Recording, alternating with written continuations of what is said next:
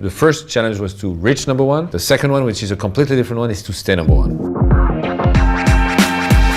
No, it's not a surprise that Jannik Sinner reaches the number one spot in the world. It's something that we expected because the start of the season, he's been extremely dominant. He's the best player in the world by far since January. He's really much into it. His passion, his focus. If you're into it and it brings a lot of anxiety, it can play against you. He doesn't have that. He's quite cool-headed. Of course, it's extremely difficult to reach the top, but it is more difficult to stay at the top. You don't have the right to fail anymore. You're supposed to win all the time. The pressure is unbelievable and it's very difficult for people to understand when you are not in that position. I've been with Serena in that position for a long time and I know exactly how it feels for the player to be in the position of the number one in the world. I don't feel any extra pressure or negativity around him at all. There is no reason to think that he's not going to deal well with that, but it's a new challenge for him. That's the thing. The first challenge was to reach number one. The second one, which is a completely different one, is to stay number one. I think for Jannik, there are two dangers. The first one is the player that can take his spot, and at the moment it's Alcaraz. He's the closest. He's the one that plays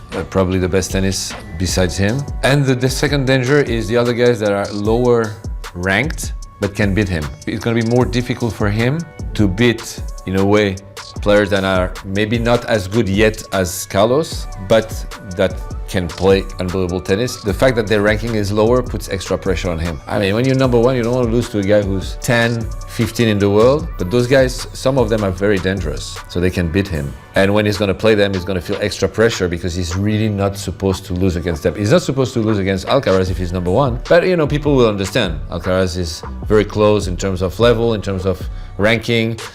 He's also a Grand Slam winner. It's okay to lose against him. It's not okay in a way that they will think and people will start to say, oh, Alcaraz is going to become number one and take the spot of Jannik, so that's going to be very uncomfortable if he loses against him. But if he loses against a guy number 10 or 15 in the world, then people will start to say, oh wow, maybe he's not going to, maybe that's the start of the end. And so the pressure will be higher. So I think those guys will be very dangerous for him.